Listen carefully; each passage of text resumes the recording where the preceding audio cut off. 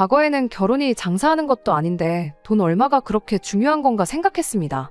제일 중요한 건 뭐니 뭐니 해도 두 사람의 마음이라고 생각했지요. 하지만 서로 평생을 다르게 살아온 두 사람이 만나 가정을 이룬다는 게 제 생각처럼 쉽지 않은 일이라는 걸 이번 일로 깨닫게 되었습니다. 결혼은 현실이고 연애의 연장선이 아니라는 사실을 말이지요. 남편과의 연애는 길고도 길었습니다. 정말 저를 떠받들어 모셔주고 제 부탁이라면 하늘의 별도 따다가 가져다 줄 것만 같던 사람이었지요.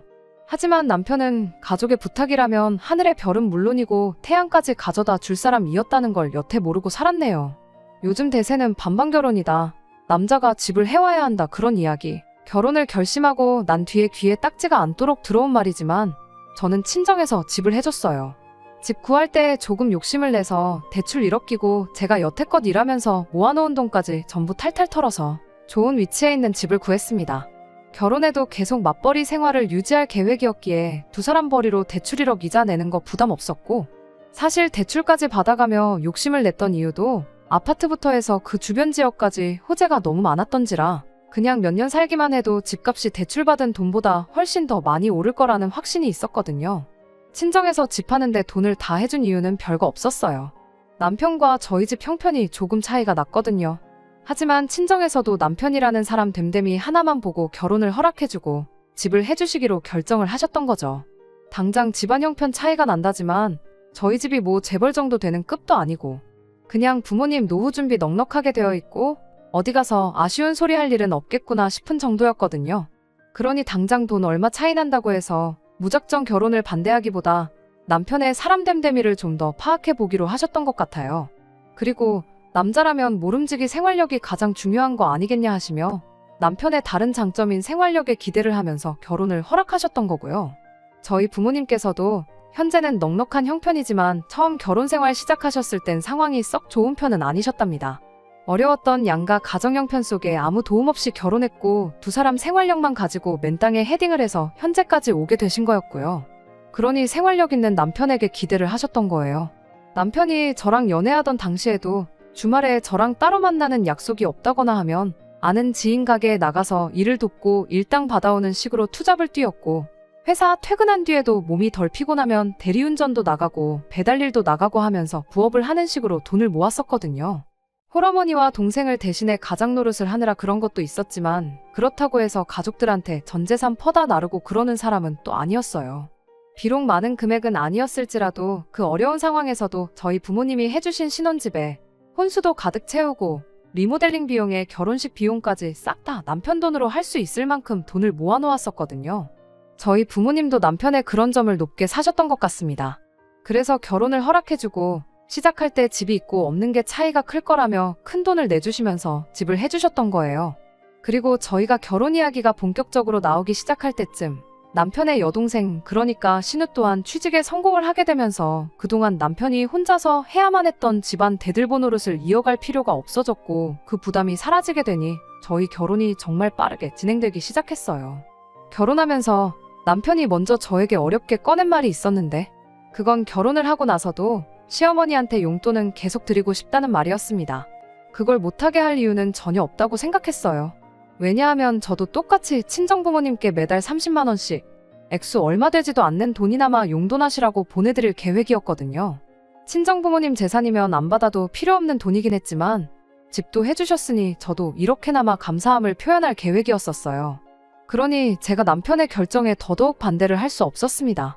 저는 해도 되는데 남편은 하면 안 된다고 할 수는 없었으니까요. 아무튼 남편도 저랑 비슷한 금액선에서 용돈을 드리는 걸로 그 이야기를 끝냈습니다.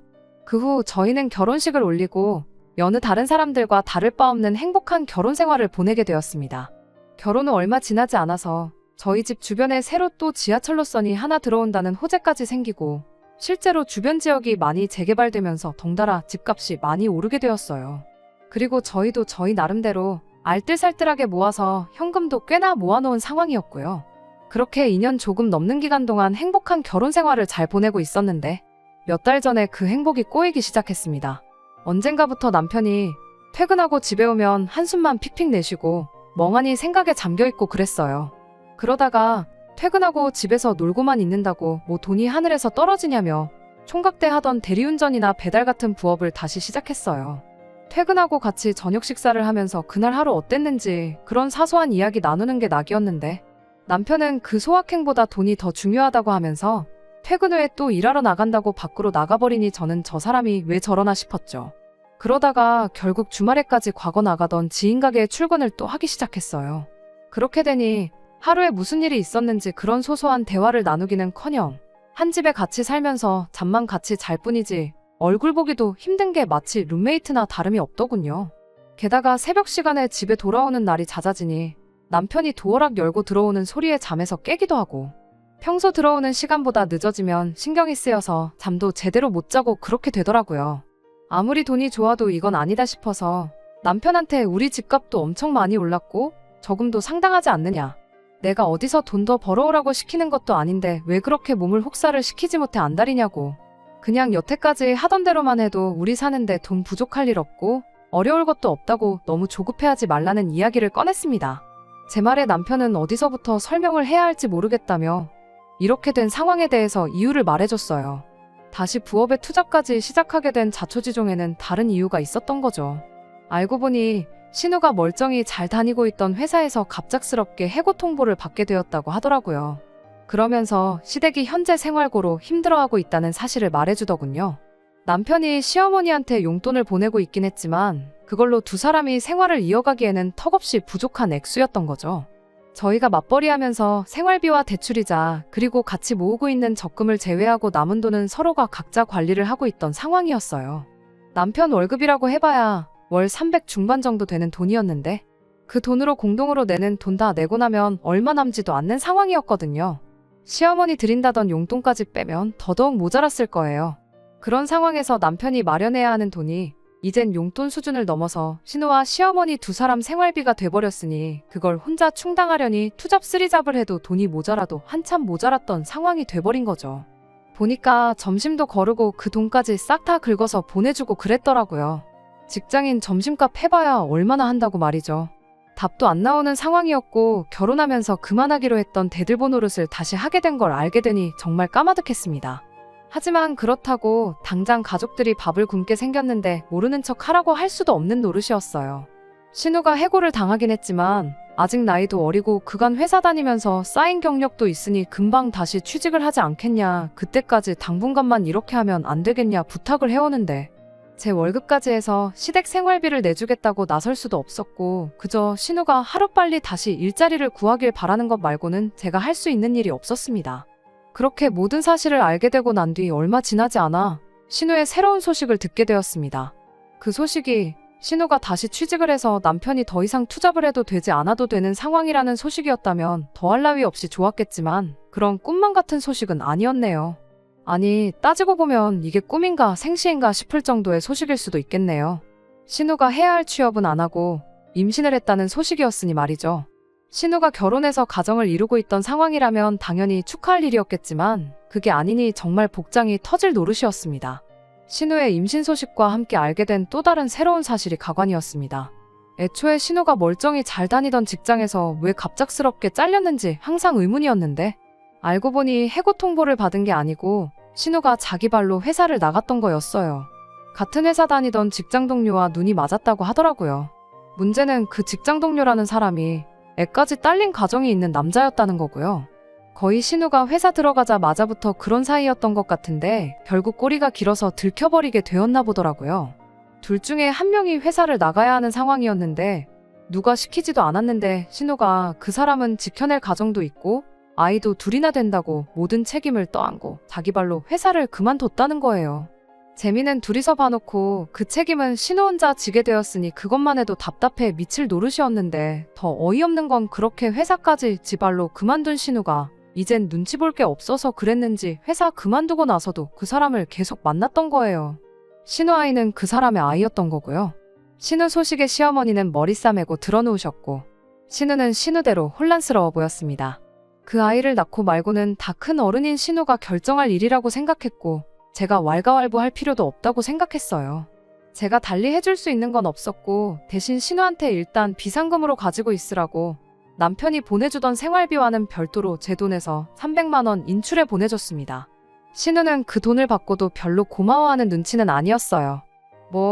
저도 생색내겠다고 보내준 돈이 아니기도 했고 신우도 그 상황에 심적으로 많이 힘들고 혼란스러울 테니 제 정신이 아니겠구나 싶어서 그걸 가지고 트집 잡고 그러지는 말자 생각하고 그냥 넘어갔습니다. 그 날로부터 2달이 지났는데 신우에 대한 별다른 소식이 없는 걸로 보아 신우는 그 아이를 낳기로 결심을 한 듯 보였습니다. 하지만 저도 여기서 냉정하게 하나 짚고 넘어가야 할 일이 있었으니 그건 남편이 보내주는 생활비 문제였습니다. 남편이 몇 달 동안 투잡까지 뛰어가면서 대주던 생활비를 그만해야 될 때가 왔다는 생각이 들었거든요. 신우가 그런 결정을 내린 건 자기가 책임질 수 있으니까 가족들과 아무런 상의도 없이 그런 결정을 내렸던 거 아니겠어요? 물론 몇 배로 더 힘들게 하겠지만 가정이 있는 오빠 돈으로 자기 아이를 키울 생각은 당연히 아닐 거라 생각했고 어쨌든 시어머니가 집에 계시니 아이를 돌봐주실 수 있을 테고 신우도 알바가 되었든 새 직장이 되었든 뭐라도 시작하지 않겠나 싶었거든요. 남편한테는 신우 상황은 이해하지만 신우 애까지 우리 돈으로 키워줄 수는 없는 노릇이지 않냐며 잔인하게 들릴진 모르겠지만 이제 시댁에 생활비 대주는 건 그만했으면 좋겠다고 솔직하게 말을 했어요. 시어머니 용돈 보내드리는 것까지는 뭐라고 하지 않겠지만 그렇게 할 거면 제가 남편 통장 관리를 직접 하겠다고 말했습니다. 제가 지속적으로 확인하지 않으면 또 점심값이고 뭐고 여유자금 생기면 싹 다 시댁에 보내줄 것만 같아서 꺼낸 말이었고요. 남편도 면목이 없다면서 제 제안에 선뜻 그렇게 하겠다고 대답해왔습니다. 오히려 지난 시간 동안 시댁에 생활비 보내주는 걸 이해해줘서 고맙다고 말해줬어요. 내 가족한테 돈 주는 게 곶감냐는 식으로 나올까봐 걱정했는데 그래도 제가 이해해주고 있었다는 사실을 알고 저렇게 말하니 다행이라고 생각했고 저희도 이제 다시 정상적인 생활로 돌아가겠구나 싶었습니다. 실제로 남편도 그 이야기가 끝나자마자 부업도 그만하고 주말에 나가던 투잡도 그만뒀었거든요. 몇 달 맘고생한 만큼 다시 행복한 결혼 생활로 돌아가겠다는 생각에는 그 어떤 의심조차 들지 않는 상황이었어요. 그리고 나서 얼마 지나지 않아 친정부모님한테서 좋은 소식을 하나 듣게 되었습니다. 친정부모님께서 점 찍어둔 부동산이 하나 있는데 저희가 관심이 있다면 그걸 양보해 줄 테니 어떻게 잘 굴려보라는 연락이었어요. 결혼 생활 3년 하면서 저희 집값이 많이 오르기도 했고 저축해놓은 돈도 상당했으니 그냥 은행에 넣어두는 것보다 뭐라도 해보는 것도 나쁘지 않겠다는 생각이 들던 차여서 관심이 가더라고요. 특히나 저희 부모님이 부동산으로 워낙에 재미를 많이 보신 분들인데다가 나름대로 부동산을 고르는 데 있어서 깐깐한 기준이 있고 안목도 있으시거든요. 그런 친정부모님이 자식인 저한테 추천해주는 부동산인데 당연히 실패는 없겠다는 확신도 있었고요. 저도 무작정 부모님이 소개해줬다고 덥석 물지는 않았고 제 나름대로 이리저리 검색도 해보고 조사도 해봤는데 그 집이 보니까 남편과 제가 다니는 직장에서 지금 사는 집보다 위치도 훨씬 좋고 집을 내놓으면서 인테리어까지 싹 다 고쳐놔서 추가적으로 돈이 더 들어갈 것도 없었어요. 요즘 같은 부동산 시장에 계속해서 집값이 오르는 지역이었던 건 말할 것도 없었고 말이죠. 다만 그만큼 돈이 많이 들어가겠다 싶었는데 그래서 생각한 게 지금 사는 집은 전세로 돌리고 대출 조금 더 받아서 저희 모은 돈까지 연끌을 해보기로 했습니다. 무조건 이득이라는 확신이 있다 보니 쇳불도 당김에 빼랬다고 부동산부터 다녀와서 저희 살고 있는 집부터 내놨고 그 후에 대출을 알아보고 있던 중 시어머니한테서 전화가 왔습니다. 결혼 생활 3년 하면서 저한테 전화 한번 먼저 하신 적 없던 분한테 전화가 걸려오니 저도 무슨 일인가 싶었죠. 대뜸 저한테 물어보는 말이 살고 있는 집 전세는 나갔냐고 묻더라고요. 부동산에 내놓긴 했지만 요즘 전세 매물이 잘 빠지지도 않고 내놓은 지도 얼마 되지도 않았기에 아직 연락 온 곳은 없다고 대답했어요. 제 대답에 한껏 밝아진 목소리로 시어머니가 제게 그러면 그 집에 신혼의 부부를 살게 하면 어떻냐고 묻더라고요. 살게 해달란 말은 둘째치고 신혼의 부부라니 그게 무슨 소린가 했습니다. 그 이후로 시간이 얼마나 길게 지난 것도 아닌데다가 신우 결혼식이 있었다면 제가 안 갔을 리가 없는데 대뜸 신혼의 부부라니 무슨 소리인가 싶었어요. 자세한 이야기는 나중에 이야기해 줄 테니 일단 살게 해줄 거냐 말 거냐부터 계속 물으시더라고요. 그래서 저는 얼마까지 생각하시는가 물어봤어요. 아무리 전세라고 해도 주변 시세가 3억 중후반에서 4억 사이로 나가고 있는데 솔직히 조금 의아하긴 했죠. 저희 집에 전세로 들어올 정도면 사실 조금 외곽이나 경기도권만 가도 전세 말고 매매로도 집을 구할 수 있는 큰 돈이었으니까요. 한 식구끼리 서로 돕는 거라지만 저희도 새 집 구하면서 새로 또 대출을 받게 되는데 전세가를 낮게 해주면 해줄수록 저희 대출액이 늘어나게 되는 건 당연한 일이었으니 부담스럽기 짝이 없었습니다. 그런데 이어진 시어머니 말에 제 귀를 의심할 수밖에 없었어요. 조금 무리해서라도 최대한 맞춰줘야겠구나 자포자기하고 있었는데 시어머니는 가족끼리 무슨 돈을 받냐며 애들이 무일푼이라 어디 들어가 살만한 전세보증금 모을 때까지만 살게 해주라고 너무나도 당연하다는 듯이 말해왔으니까요. 세상에 4억짜리 집에 공짜로 들어와서 살게 해달라고 할 줄은 몰랐으니 저도 모르게 큰 소리를 내며 놀라고 말았습니다. 그건 말도 안 되는 소리라고, 저희도 그 집 전세로 나가고 대출까지 받아야 새 집으로 이사가게 되는 거라고 남편이 그런 말은 안 해줬냐고 따져 물었습니다. 시어머니는 다 알고 있다고, 니들은 맞벌이 하니까 둘이서 대출을 받거나 친정에서 돈을 빌려오면 되는 거 아니겠느냐고 너무 쉽게 말을 하더군요. 더 이야기했다간 정말 안 좋은 소리까지 나올 것 같아서 일단 남편하고 상의해보겠다 말하고 전화를 끊었습니다. 상의해보겠다고 했지만 남편한테 좋게 이야기해서 거절하라고 할 심산이었어요. 그래도 시어머니인데 제가 싫은 소리 하는 것보다 남편이 좋게 말하는 게 더 나은 방법이라 생각했던 거였죠. 그리고 저녁 때가 돼서 퇴근한 남편과 있었던 일에 대해 이야기를 나눴어요. 그런데 남편도 시어머니랑 똑같은 이야기를 하더군요. 다른 사람도 아니고 내 남편한테서 생각지도 못한 대답을 듣게 되니 피가 거꾸로 솟는다는 말이 무슨 말인지 알겠다 싶을 정도로 혈압이 오르더라고요. 남편은 제 분위기를 살피더니 신우가 처한 상황이 너무 안쓰러워서 그런다며 신우 이야기를 꺼내더군요. 신우가 만나던 그 남자가 결국 지 처자식을 뒤로하고 신우랑 함께 하기로 했답니다. 그래서 시어머니가 그 둘을 두고 부부라고 했던 거고요. 그런데 문제는 그 남자 집에서 이혼을 안 해주겠다고 나왔답니다. 정확히는 이혼은 해줄 수 있지만 그럴 거면 전 재산 다 내놓고 몸만 나가라고, 그러면 합의 이혼을 해주겠다 나왔다네요. 매달 줘야 하는 양육비는 말할 것도 없고요. 아무튼 그 조건이 아니면 이혼은 없다고 나왔답니다. 그 와중에 신우는 정신 못 차리고 무늬만 아빠는 싫다고 해달라는 대로 다 해주고 이혼을 하라고 강요를 했고 결국 그렇게 두 사람은 결혼식은 일단 미루고 살림 먼저 합치게 되었다는 거예요. 그런데 당장 개털인 남자가 몸만 들어왔는데 집이고 뭐고 구할 방법이 없는 와중이었다는데 그때 저희가 마침 타이밍 좋게 집을 전세로 내놓은 상황이었던 겁니다. 남편은 조카도 몇 달 뒤면 태어날 텐데 집도 절도 없는 동생네 노숙은 시킬 수 없지 않느냐며 불쌍한 동생네 부부를 위해 저희 집을 내주자는 헛소리를 하고 있던 거였어요. 저희는 당장 맞벌이 하니까 대출 더 받는 거는 문제도 아니고 제가 원한다면 자기가 투잡 탓이 뛰면서 대출이자를 전부 자기 돈으로 감당하겠다고 그러면 상관없는 거 아니냐고 나오는데 아주 답답해서 속이 터지기 일보 직전이었습니다. 남편하고 이야기해서 잘 해결해 보려고 했는데 이건 제가 신우 혹은 시어머니랑 직접 만나 단판 짓지 않으면 끝나지 않겠다는 생각이 들었어요. 일단 남편한테는 나는 더 할 말이 없으니 나중에 다시 이야기하자고 하고 다음날 퇴근 후에 저는 시댁으로 곧장 향했습니다. 시어머니도 눈치가 있는지 말도 없이 불쑥 찾아온 제가 무슨 이야기를 하러 온지 어느 정도 짐작을 했나 보더라고요. 저보고 한가족끼리 너무하다며 집을 달라는 것도 아닌데 내 딸이 들어가 잠깐 살게 해주는 것도 못 해주냐, 더군다나 맏며느리면 가족들을 위해 희생해야 하는 거 아니냐 하는 말도 안 되는 소리를 늘어놓더군요. 그렇게 신우 살 곳이 걱정되면 어머님 집에 같이 살면 되는 거 아니냐, 아직도 한 집에 같이 살고 있는데 사위 한 명 더 드리는 건 또 안 될 게 뭐냐고 따졌죠. 신우 애 태어나면 어머님이 애 봐주고 신우도 직장 다시 구해서 나 죽었소 하고 몇 년 맞벌이 하면 애 학교 가기 전에 독립할 돈 정도는 모을 수 있는 거 모르시냐? 굳이 내 집을 내줘야 하는 이유가 도무지 이해가 되질 않는다.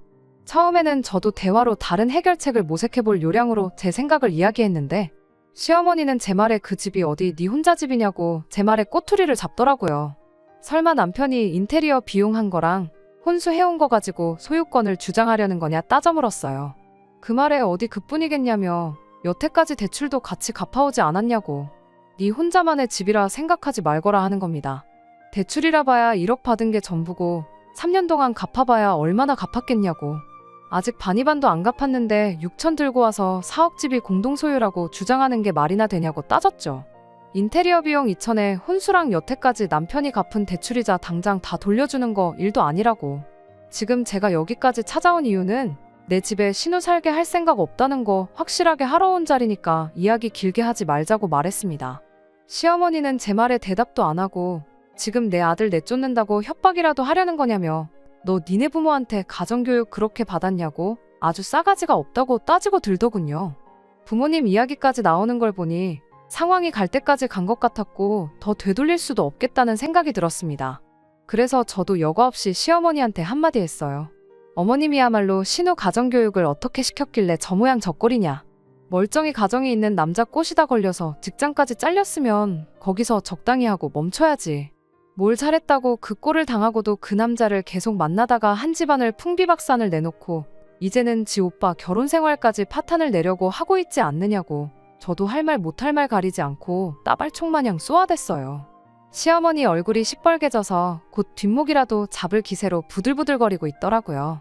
돈 관리를 어떻게 했길래 신우 직장 잘리자마자 아들한테 투잡 쓰리잡을 시켜가며 생활비를 받아낼 때 알아봤어야 했다. 쉬지 않고 제 할 말만 계속 쏟아냈습니다. 집안까진 들어가지도 못하고 현관문 앞에 서서 시어머니랑 설전을 벌이고 있는데 벼랑간 벌컥하고 현관문이 열리는 소리가 들리더라고요. 반사적으로 고개를 돌렸는데 거기엔 남편이 서 있었습니다. 시어머니가 제가 찾아온 걸 보고 문 열어주기 전에 남편한테 전화부터 했었나 보더라고요.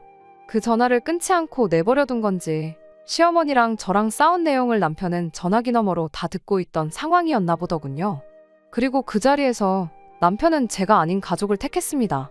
평생 저한테 화 한 번 낸 적 없는 사람이었는데 저를 향해 고래고래 소리를 치더군요. 어디 어른한테 말버릇이 그따위냐고 하면서 당장 무릎 꿇고 빌라고 하길래 무릎 꿇고 빌어야 할 사람이 누군데 이러냐. 당신 뜻이 뭔지 잘 알겠다 말하고 그 길로 시댁 현관문 밖으로 뛰쳐나갔습니다. 남편은 본능적으로 뭔가 잘못되었다는 걸 깨달은 건지 1분도 걸리지 않아 쫓아나와선 차가운 아스팔트에 두 무릎을 꿇고 싹싹 빌기 시작했어요. 이제 와서 무릎을 꿇는다고 뭐가 달라지겠냐. 그냥 당신은 하던 대로 가족들 대들보 노릇이나 하라 그러고 무릎 꿇은 남편을 뒤로 하고 제 갈 길을 갔습니다. 그러니 이제는 시어머니까지 쫓아나와 제 팔을 붙잡고 그제서야 없던 일로 하자면서 저보고 일단 집에 들어와서 이야기 좀 다시 해보자고 하더라고요. 더 이야기할 게 뭐가 있냐. 있어봐야 신우한테 뭐라도 하나 해주자는 소리지 않겠냐 말하고 나는 그 꼴을 보고 살 인내심이 없다고. 아드님은 돌려드릴 테니 망해버린 딸 인생 위에 아들 인생까지 희생시키시라 말하고 집으로 돌아왔습니다. 그 후로 집까지 쫓아온 남편이 자기가 앞으로는 자기 가족들 뒤로하고 저를 위해 살겠다며 계속 빌길래 당장 시댁 생활비 보내준다고 하루에 4시간만 자면서 투잡 쓰리잡도 마다않는 사람이 그게 가당키나 한 소리냐고. 그렇게 하는 것보다 남은 인생 가족들 위해 사는 게 더 빠를 거라 말하고 이혼하자 했어요. 이혼 안 해줄 거면 시어머니랑 신우한테까지 위자료 소송 걸고 당신이 그동안 벌어놓은 돈도 가능한 대로 최대한 다 뜯어가겠다 했더니 그제서야 조용해지더라고요. 어차피 이혼당할 거면 푼돈이라도 건져서 가는 게 좋겠다고 생각했나 봐요. 결국 남편은 소원대로 지 가족들 대들보 노릇 다시 할 수 있게 가족들 품으로 돌려줬습니다. 털어봐야 땡전 한 푼 안 나올 시어머니랑 신우한테 소송까진 걸지 않았어요. 돈 몇 푼 더 받겠다고 그 집구석 인간들 얼굴 더 보는 것보다 후딱 끝내버리는 게 정신건강에 더 좋을 것 같다고 생각했거든요. 결혼했으면 와이프부터 챙겨야지. 가족들 그렇게 걱정됐으면 애초에 결혼은 왜 했는지 모르겠네요. 그렇게까지 생각하고 싶지는 않지만 나중 가서는 제 돈으로 가족들 부양하자고 했을 수도 있겠다는 생각을 하니 이렇게 이혼해버린 게 차라리 잘 된 건가 싶을 때도 있네요. 끝까지 들어주셔서 감사합니다. 오늘의 사연은 여기까지입니다. 구독과 좋아요, 알람 설정 부탁드리고 더 좋은 사연으로 다시 찾아뵙겠습니다. 감사합니다.